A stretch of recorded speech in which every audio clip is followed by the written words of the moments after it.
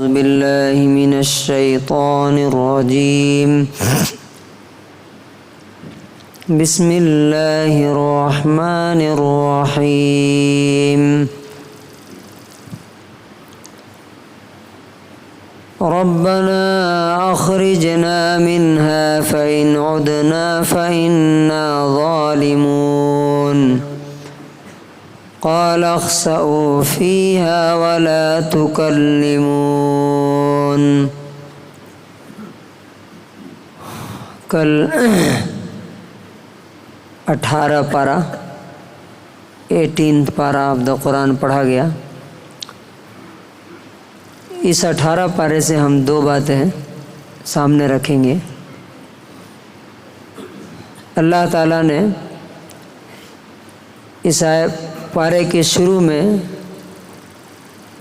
جو لوگ کامیاب ہونے والے ہیں ان کی کچھ کوالٹیز بتائی ہیں، اور بتانے کے بعد بولا ہے کہ یہی لوگ جنت الفردوس کے مالک بنیں گے۔ میں نے جو آیت پڑھی ہے اس میں ان لوگوں کی بات ہے جو ناکام ہوں گے، جو جہنم میں جانے کے بعد اللہ تعالیٰ سے کہیں گے کہ ربنا اخرجنا منہا، اے ہمارے مالک اس سے ہمیں نکال دیجئے۔ فَإِنْ عُدْنَا، اب اگر ہم ایسا کریں گے یعنی آپ کی بات نہیں مانیں گے تو فَإِنَّا ظَالِمُونَ، تب ہم گنہگار ہوں گے، ظالم ہوں گے، غلط ہوں گے۔ تو جواب کیا ملے گا؟ اللہ تعالیٰ کہے گا قال اخسئوا فیہا ولا تکلمون، اسی میں ذلیل بن کر کے رہو، ذلیل ہو کر کے، ولا تکلمون، اور مجھ سے بات بھی نہ کرو، میں تم سے بات کرنا بھی نہیں چاہتا۔ کیوں؟ کہ جب میرے کچھ بندے کہتے تھے کہ اے ہمارے رب، ہم نے مان لیا آپ کی بات، ہمیں معاف کر دیجئے، ہم پہ رحم کیجئے، آپ سب سے بڑھ کے رحم کرنے والے ہیں، تو تم ان کا مذاق اڑاتے تھے۔ آج میں بات کرنے والا نہیں ہوں تم سے۔ تو ایک یہ ہے انجام کہ اللہ تعالیٰ بات کرنے کے لیے بھی ریڈی نہیں ہوگا۔ کیوں؟ آج اللہ تعالیٰ بات کرنا چاہتا ہے، آج سننا نہیں چاہتے۔ اس دن وہ بات کرنا چاہیں گے، اللہ تعالیٰ نہیں سنے گا۔ دوسرا جو واقعہ ہے وہ ہے حضرت عائشہ رضی اللہ عنہ پر ایک الزام لگایا گیا تھا۔ اس میں بھی ہمارے لیے بہت سارے لیسنز ہیں کہ آپ دیکھیں گے کہ دنیا میں نبی بھی لوگوں کی تکلیفوں سے، الزام سے بچ نہیں سکے۔ تو جو پہلی بات ہے ہمیں یاد رکھنی ہے، اللہ تعالیٰ جن لوگوں کو کامیاب کہتا ہے ان کے اندر کیا کیا کوالٹیز ہیں۔ نمبر 1، الذین هم فی صلاتہم خاشعون، اللہ کے ہاں کامیابی کا، سکسیس کا کانسیپٹ نماز کے بغیر نہیں ہے۔ جو اپنی نمازوں میں بہت ہی دھیان کے ساتھ، خشوع کے ساتھ کھڑے رہتے ہیں، یہ پہلی کوالٹی ہے۔ اس کا مطلب کیا ہے؟ جو نماز نہیں پڑھتا وہ خدا کے ہاں کامیاب نہیں۔ اس لیے آپ دیکھتے ہیں کیا کہا جاتا ہے، حی علی الصلاۃ حی علی الفلاح، مطلب نماز کے لیے آؤ تب کامیابی کی ملے گی، نماز کی طرف نہیں آؤ گے تو کامیابی نہیں۔ نمبر 1۔ نمبر 2، والذین هم عن اللغو معرضون، وہ لوگ جو فالتو اور بیکار کاموں سے دور رہتے ہیں۔ فالتو کام کون سے ہیں؟ وہ کام جو دنیا اور آخرت میں انسان کو نقصان پہنچانے والے ہیں یا جن سے دنیا اور آخرت میں کوئی فائدہ نہیں. اور ویڈیو گیم کھیل رہے ہیں، کیا فائدہ اس سے؟ غیبتیں کر رہے ہیں لوگوں کی بیٹھ کے، کیا فائدہ اس سے؟ لوگوں کی عزتیں اچھال رہے ہیں، کیا فائدہ اس سے؟ تو بہت ساری چیزیں ہیں جو لغو میں آتی ہیں، جن کا نہ دنیا میں کوئی فائدہ نہ آخرت میں. تو کہا کہ میرے جو بندے ہیں فالتو کاموں سے، یوز لیس تھنگ سے الگ رہتے ہیں. نمبر 3، والذین هم للزکاۃ فاعلون، وہ لوگ اپنے دل کو، اپنے عمل کو پاک کرتے رہتے ہیں. کیوں؟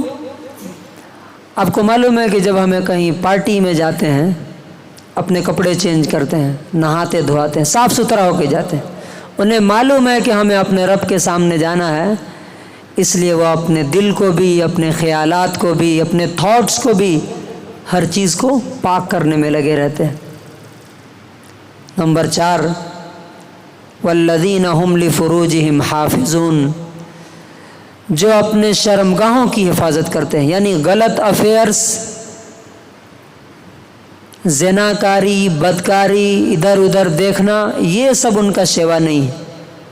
اپنی نظر کی بھی حفاظت کرتے ہیں اور اپنی عزت کی بھی حفاظت کرتے ہیں. نمبر 5، والذین هم لاماناتہم وعہدہم راعون، جو امانت دار ہوتے ہیں، آنیسٹ ہوتے ہیں اور وعدے کے پکے ہوتے ہیں. جو بولتے ہیں وہ کر کے دکھاتے ہیں، وعدہ کر کے توڑتے نہیں، بے ایمان نہیں ہوتے. اور لاسٹ میں پھر کہا والذین هم علی صلواتہم یحافظون، جو اپنے نمازوں کی حفاظت کرتے ہیں، پابندی کرتے ہیں. دیکھیے 2 بار نماز کی بات آ گئی. کیوں؟ نماز سے جو دور ہوا وہ خدا سے دور ہو گیا، شیطان اس پہ قبضہ کر لیتا ہے. ان کے بارے میں کہا اولئک هم الوارثون، یہ اصل مالک ہیں کس کے؟ الذین یرثون الفردوس، سب سے اونچے ٹاپ لیول کی جو جنت ہے فردوس، اس کے یہ مالک ہوں گے. ہم فیہا خالدون، یہ وہاں ہمیشہ ہمیشہ رہیں گے. تو یہ کوالٹیز کیا ہمارے اندر ہیں؟ کیا خالی ہم رمضان میں ہی نماز پڑھتے ہیں یا رمضان کے علاوہ بھی؟ اور لغو باتوں سے، فالتو کاموں سے کیسے بچتے ہیں، نہیں بچتے ہیں، یہ ہمیں دیکھنا ہے. اب جو دوسری جو اسٹوری ہے وہ ان شارٹ میں آپ کے سامنے رکھوں گا. ایک جنگ ہوئی جس میں نبی صلی اللہ علیہ وسلم اپنی بیوی حضرت عائشہ کو لے کے گئے تھے. تو ایک جگہ رکے، تو رکنے کے بعد نبی صلی اللہ علیہ وسلم وہاں سے فوج کے ساتھ پھر اگلے دن نکل گئے. تو حضرت عائشہ رضی اللہ عنہ کے لیے ایک سواری تھی، اونٹ پہ ایک ہودج بولتے ہیں، چاروں طرف سے چوکور رہتا ہے، پردہ لگا رہتا ہے، اس کو اونٹ پہ رکھ دیا جاتا ہے اور وہ اس میں سوار ہو کے نکل جاتے ہیں. تو حضرت عائشہ رضی اللہ عنہ بہت ہلکی پھلکی تھی. تو جو لوگ ان کی سواری لے کے جاتے تھے انہوں نے سمجھا کہ شاید اسی میں بیٹھی ہوئی ہیں، وہ لے کے نکل گئے. لیکن ہوا کیا تھا کہ وہ ضرورت سے فارغ ہونے گئی تھی، وہیں پہ ان کا ہار گر گیا تھا. تو ڈھونڈنے کے لیے گئی تھی، وہ واپس آئیں تو دیکھا کہ ساری فوج چلی گئی ہے، نبی صلی اللہ علیہ وسلم بھی نہیں ہیں. تو ان کو تھوڑا ٹینشن ہو گیا، وہیں پہ سو گئی وہ ایک پتھر پہ. لیکن نبی صلی اللہ علیہ وسلم جو ہے ایک آدمی کو پیچھے رکھتے تھے کہ کوئی سامان چھوٹ گیا، کوئی آدمی چھوٹ گیا تو لے کے آئے. تو ایک صحابی تھے حضرت صفوان، وہ پیچھے سے آئے تو دیکھا کہ حضرت عائشہ. تو اس ٹائم ابھی حجاب کا، پردے کا حکم نہیں اترا تھا. تو وہ الگ ہٹ گئے، یہ اونٹ پہ بیٹھ گئی اور یہ لے کر کے گئے. تو جب وہاں نیکسٹ جو جہاں فوج تھی وہاں پہنچے تو جو منافق تھے نبی صلی اللہ علیہ وسلم کے دشمن، ان کو موقع مل گیا نبی صلی اللہ علیہ وسلم کو بدنام کرنے کا۔ انہوں نے کہا کہ لو یہ نبی کیسے ہیں، ان کی بیوی کا جو ہے یہ صفوان سے کچھ چکر ہے، تبھی تو پیچھے سے یہ دونوں آ رہے ہیں۔ اب یہ بات اتنی زیادہ پھیل گئی کہ کچھ سیدھے سادے مسلمان بھی اس میں شامل ہو گئے، اور نبی صلی اللہ علیہ وسلم اتنی تکلیف میں کہ انہوں نے خاموش رہنا شروع کر دیا۔ پورے مدینے میں ایک بے چینی پھیل گئی۔ اب آپ خود سوچئے کہ آپ کی بیوی پر کوئی الزام لگا دے کہ اس کا کسی سے غلط تعلق ہے، کیا انسان کی کیا ذہنی کیفیت ہوگی۔ تو نبی صلی اللہ علیہ وسلم لوگوں سے مشورہ کرتے تھے کہ مجھے کیا کرنا چاہیے۔ تو لوگ کہتے تھے کہ اللہ کے رسول، اللہ تعالیٰ آپ کو غلط اور برا آدمی نہیں دے سکتا ہے۔ حضرت عائشہ کو معلوم نہیں تھا کہ میرے بارے میں کیا باتیں ہو رہی تھی۔ ایک دن جب ان کو معلوم ہوا تو روتے روتے ان کے آنکھ کے آنسو خشک ہو گئے، سوکھ گئے۔ نبی صلی اللہ علیہ وسلم 1 مہینے کے بعد آئے، آ کے کہا کہ عائشہ اگر تم سے غلطی ہوئی ہے تو تم اللہ تعالیٰ سے معافی مانگ لو۔ تو حضرت عائشہ نے کہا کہ اگر میں سچ بات بولوں تو آپ لوگوں کو یقین نہیں ہوگا، اور اگر غلط بات بتا دوں، یعنی میں کہوں کہ میں نے غلطی کی ہے، تو آپ لوگ مان لیں گے۔ تو میں تو وہی کہوں گا جو یوسف کے باپ نے کہی تھی، فصبر جمیل، اب تو صبر کرنا ہی بہتر ہے، واللہ المستعان علی ما تصفون، اور تم جو باتیں کر رہے ہو اللہ تعالیٰ اس کے بارے میں میری مدد کرنے والا ہے۔ اس سے زیادہ انہوں نے کچھ نہیں کہا۔ نبی صلی اللہ علیہ وسلم چلے گئے۔ اس کے بعد کئی دنوں کے بعد یہ سورہ اتری، سورہ نور، اور سورہ نور میں حضرت عائشہ رضی اللہ عنہا کے بارے میں اور اس پورے واقعے کے بارے میں بہت ڈیٹیل کے ساتھ اللہ تعالیٰ نے بات کی، اور کہا کہ جنہوں نے الزام لگایا ہے ان کو 80 کوڑے مارے جائیں گے۔ تو مسجد میں باندھ کر کے ان کو 80 کوڑے مارے گئے۔ اس میں 1-2 مسلمان تھے، حضرت حسان بن ثابت تھے، مصطح بن اساسہ تھے۔ تو پھر نبی صلی اللہ علیہ وسلم حضرت عائشہ رضی اللہ عنہ کے پاس آئے اور کہا کہ خوش ہو جاؤ، اللہ نے تمہارے بارے میں قرآن کی آیتیں اتار دی۔ تو ان کے والدین نے کہا کہ اٹھو اور اللہ کے رسول کا شکریہ ادا کرو۔ کہا کہ نہیں، میں ان کا شکریہ نہیں ادا کرتی، میں تو اس اللہ کا شکر ادا کرتی ہوں جس نے میری عزت کو ہمیشہ کے لیے اپنی کتاب میں سیل ڈال دیا کہ میں پاک ہوں اس واقعے سے جس کی طرف انہوں نے مجھے منسوب کیا۔ اس واقعے سے ہمیں سیکھنے کو کیا ملتا ہے، کیا لیسن ملتا ہے؟ نمبر 1، آپ چاہیں کسی پوزیشن پہ پہنچ جائیں، کتنے بھی اونچے ہوں، کتنے بھی پاک ہوں، کتنے بھی صاف ہوں، لوگ آپ کے بارے میں الٹا سیدھا بولیں گے، آپ پر الزام لگائیں گے، آپ کے بارے میں غلط باتیں بولیں گے، لیکن ہمیں کیا کرنا؟ صبر کرنا، کیونکہ اس موقع پر بات آئی تھی کہ جس نے یہ بات شروع کی تھی، حضرت عمر نے کہا کہ اے اللہ کے رسول مجھے پرمیشن دیجئے کہ میں اس کی گردن اڑا دوں، لیکن نبی صلی اللہ علیہ وسلم نے کہا کہ نہیں۔ تو پہلا لیسن کیا ملتا ہے کہ بڑا دل رکھیے اور لوگوں کے الزام، ان کی غلط باتوں کو سننے اور ان کو برداشت کرنے کا حوصلہ رکھنا چاہیے۔ دوسرا لیسن کیا ملتا ہے اس میں؟ کسی کے بارے میں زبان کھولنے سے پہلے 100 بار سوچنا چاہیے کہ اگر یہ بات غلط ہوئی تو 80 کوڑے، جس سے گھوڑے کو مارتے تھے، وہ مارنے کے حقدار ہے۔ اور قیامت کے دن جس کے بارے میں ہم لوگ کیا کرتے ہیں، اب شہر میں کسی کے بارے میں بات ہونے لگی، محلے میں بات ہونے لگی، ہم بھی بولنا شروع کر دیتے ہیں، ارے اتنے لوگ بول رہے ہیں، غلط تھوڑے بولیں گے؟ نہیں، پورا شہر غلط ہو سکتا ہے۔ ہم نے اگر اپنی آنکھ سے نہیں دیکھا، اسی میں اللہ تعالیٰ نے کہا لولا اذ سمعتموہ قلتم ما یکون لنا، جب تم نے یہ بات سنی تو تم نے یہ کیوں نہیں بولا ان نتکلم بہذا، ہم تو یہ بات نہیں بول سکتے، سبحانک ھذا بہتان عظیم، یہ تو بہت بڑا الزام ہے۔ تو کوئی بھی مسلمان کی عزت میری عزت ہے، اگر اس کی عزت کو ہم نے داغ لگایا تو ہم نے اصل میں اپنی عزت پہ داغ لگایا۔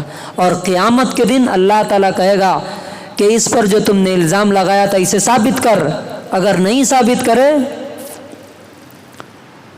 تو پھر اللہ تعالیٰ کہے گا کہ اس کی نیکیاں جتنا چاہے لے لے۔ کیا خیال ہے کتنا نیکی لے گا آدمی؟ چھوڑے گا کیا کچھ؟ بھائی اس دن تو نیکی ہے کہ اب ہم یہاں پہ 10 کروڑ روپے ہیں، کوئی کہے کہ بھائی لے لیجیے آپ کو جتنا چاہے، ہم کتنا لیں گے؟ پورا لے لیں گے۔ اس لیے زبان کھولنے سے پہلے 100 بار سوچنا، جب تک تحقیق نہ ہو، دیکھے نہ ہو، تب تک کسی کے بارے میں کوئی بات نہیں بولنا چاہیے۔ اور تیسری بات یہ ہے، اگر آپ صحیح ہیں، اگر آپ سچے ہیں تو لوگ کیا بول رہے ہیں پریشان مت ہوئیے۔ کیوں؟ اللہ تعالیٰ خود ہی آپ کو دنیا میں صحیح اور سچا ثابت کر کے دکھائے گا۔ وقت اور حالات خود بولیں گے کہ یہ آدمی سچا تھا۔ جو دشمن تھا، جو الزام لگانے والا تھا، وہ خود ہی آ کر کے کہے گا کہ نہیں میں غلط تھا، مجھے معاف کر دیجئے۔ اور آخری پوائنٹ کیا ہے؟ اتنا بڑا الزام لگایا گیا، کتنی تکلیف ہوئی نبی صلی اللہ علیہ وسلم کو، حضرت عائشہ رضی اللہ عنہا کو، لیکن مصیبت جو ہے نا، ہمیشہ یاد رکھیے، مصیبت اور تکلیف جو ہے بہت بڑا انعام اور ریوارڈ لے کر کے آتی ہے اپنے ساتھ۔ جیسے رات کے بعد دن آتا ہے نا، اب دیکھیے اگر حضرت عائشہ رضی اللہ عنہا پر الزام نہیں لگتا تو ان کے بارے میں قرآن کی آیت اترتی، اور قرآن کی آیت اتر گئی، اس سے بڑا آنر، اس سے بڑی عزت کی بات اور کیا ہو سکتی ہے کہ کسی کے کیریکٹر کے بارے میں 7 آسمان کے اوپر سے سرٹیفکیٹ آیا، کیا؟ الطیبات للطیبین، پاک بیویاں پاک مردوں کے لیے ہے۔ تو نبی صلی اللہ علیہ وسلم سے پاک کون ہو سکتا ہے اور ان کی بیوی سے پاک کون ہو سکتا ہے؟ تو ان کے کیریکٹر کی سرٹیفکیٹ کہاں سے آئی؟ آسمان سے آئی۔ تو مصیبت کے بعد بھلائی کے دروازے کھلتے ہیں۔ اور ایک اور چیز، جنہوں نے الزام لگایا تھا ان میں حضرت ابو بکر صدیق رضی اللہ عنہ کے ایک رشتہ دار تھے، مستح نام تھا، غریب تھے وہ۔ حضرت ابو بکر رضی اللہ عنہ ان کو کچھ مہینے کا خرچہ دیتے تھے۔ جب ان کو معلوم ہوا کہ وہ بھی اس کام میں ہیں تو انہوں نے قسم کھایا آج کے بعد سے اسے 1 روپیہ نہیں دوں گا۔ لیکن اللہ تعالیٰ دیکھیے کتنا بڑا رحمان ہے، فوراً قرآن میں آیت اتری وَلَا يَأْتَلِ أُولُو الْفَضْلِ مِنْكُمْ، تم میں سے جن کو اللہ نے دیا ہے وہ غریبوں کو، مہاجرین کو، رشتہ داروں کو دینے سے قسم نہ کھائیں کہ نہیں دیں گے۔ الا تحبون ان یغفر اللہ لکم، کیا تم نہیں چاہتے کہ اللہ تعالیٰ تم کو معاف کرے؟ اگر تم چاہتے ہو کہ اللہ تم کو معاف کرے تو تم بھی لوگوں کو معاف کرو، قربان جائیے۔ کتنی بڑی بات ہے یہ، اتنا بڑا واقعہ ہوا، دل چھلنی چھلنی ہو گیا ہے، دل ٹوٹ گیا ہے، بیٹی پر زنا کا الزام لگایا ہے، اور وہ آدمی جس پر خود ان کا احسان ہے اور ان کو بولتے ہیں کہ آج کے بعد سے اس کو نہیں دوں گا، تو اللہ تعالیٰ اوپر سے کیا آرڈر دیتا ہے؟ نہیں، غلطی ہو جاتی ہے انسان سے، کسی سے بھی غلطی ہو سکتی ہے، تم سے غلطی نہیں ہوتی۔ اگر تم چاہتے ہو کہ خدا تم کو معاف کرے تو تم بھی لوگوں کو معاف کرو۔ تو جیسے ہی آیت اتری، حضرت ابوبکر صدیق رضی اللہ عنہ نے کیا کہا؟ بلا، کیوں نہیں اے میرے رب، ہم چاہتے ہیں کہ آپ ہم کو معاف کر دیجئے۔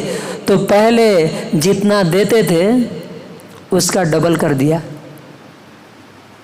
5,000 دیتے تھے تو 10,000 کر دیا۔ تو یہ لیسنس ہیں جو لائف لانگ لیسن ہیں ہمارے لیے، کہ ان کو میں ایک بار ریپیٹ کرتا ہوں۔ نمبر 1، آپ کہیں بھی کسی پوزیشن پہ پہنچ جائیں گے، لوگ آپ کے بارے میں کچھ نہ کچھ بولیں گے، الزام لگائیں گے۔ اس کے لیے آپ کو ریڈی رہنا، فرسٹریٹڈ نہیں ہونا، مایوس نہیں ہونا، بستر پہ نہیں پڑ جانا۔ نمبر 2، اگر آپ صحیح ہیں، اچھے ہیں، اللہ تعالیٰ آپ کو دنیا کے سامنے ضرور اچھا ثابت کر دے گا، جس طرح حضرت عائشہ رضی اللہ عنہا کے ساتھ ہوا۔ نمبر 3، مصیبت اور تکلیف کے بعد بڑی آسانی آتی ہے، بڑا کریڈٹ، بڑا ریوارڈ ملتا ہے، جیسے حضرت عائشہ رضی اللہ عنہا کو ملا۔ کتنا روئی، اور اس کے بعد آسمان سے ان کے لیے کیریکٹر سرٹیفکیٹ دیا گیا کہ یہ بالکل پاک باز ہے۔ اور لاسٹ میں کیا ہے؟ غلطیوں کو معاف کرنا۔ اللہ تعالیٰ چاہتا ہے کہ ہم لوگوں کی غلطیوں کو معاف کرے، چاہے بچے ہوں، چاہے فیملی ہو، چاہے دوست ہو، چاہے دشمن ہو، کوئی ہمارے ساتھ کچھ کرے، اللہ تعالیٰ کہتا ہے کہ اگر تم چاہتے ہو کہ اللہ تم کو معاف کرے تو تم بھی لوگوں کو معاف کرو۔ اللہ تعالیٰ سے دعا ہے کہ اللہ تعالیٰ ہمیں اس واقعے سے جو سبق اور لیسنس ملے ہیں ان پر عمل کرنے کی توفیق نصیب فرمائے۔